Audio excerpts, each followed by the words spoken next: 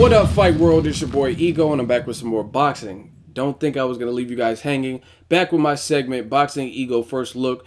I like to give you guys a preview of the fights before the fight. Less opinion, more facts. Let's get right into it. Timothy Desert Storm Bradley and Jessie Vargas will be facing off this Saturday at the StubHub. And I think this is a good fight. I think this is a kind of a crossroads fight for Timothy Bradley. He's coming off a draw versus Diego Chavez in December. He had an eye injury in that particular fight. Before that, he lost to Pacquiao. So he's going to have to prove something in this particular fight. Prove he still has the desire, the hunger to compete at the world-class level. And he will, if he beats Jessie Vargas, be the first to defeat Jessie Vargas, who is currently undefeated. Now, I do think Jessie Vargas, I believe there was one of his fights maybe against Anton, and I thought it was a robbery.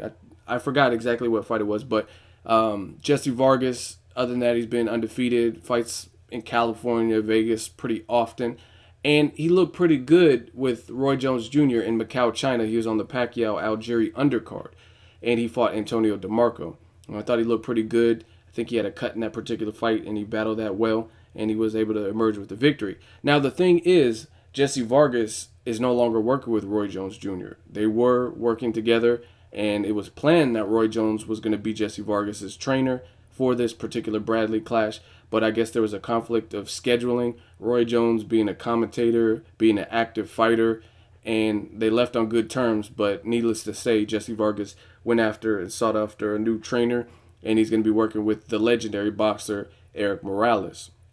So I'm interested to see.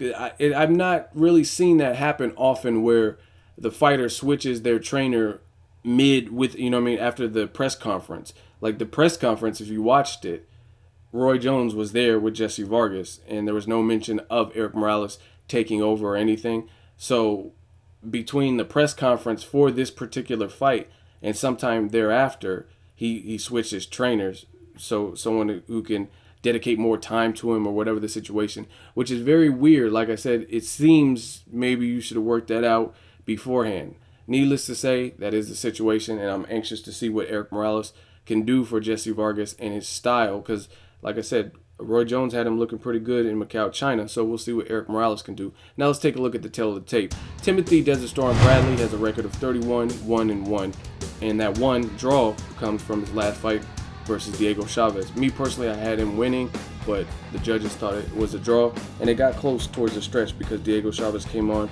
as Bradley's vision became more and more impaired. Jessie Vargas has an undefeated record, 26-0.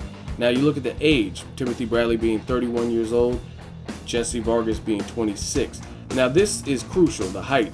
Jessie Vargas being 4 inches taller at 5 foot 10 inches, Timothy Bradley being 5 foot 6. So it's very interesting with that particular measurement. And Timothy Bradley started at 140, but his last couple of fights he's fought at 147.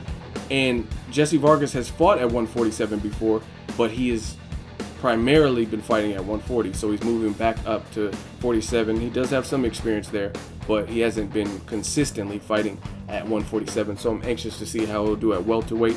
And then you look at the reach, not too big of a difference. Bradley with the 69-inch reach and Jessie Vargas with the 71-inch reach.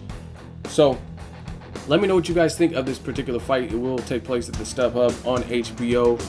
Where do the fighters go from here? The loser, I guess you could say, in this particular fight. I think this is an underrated fight. Not enough people are talking about this particular matchup, but based on the heart and the kind of gritty type of styles, I think we might be in for a treat with this particular fight, because I think neither guy is the type to really mentally back down. Like, they both seem highly competitive, and they can dig down deep if they have to. You guys drop me a comment. Let me know what you guys think of this matchup.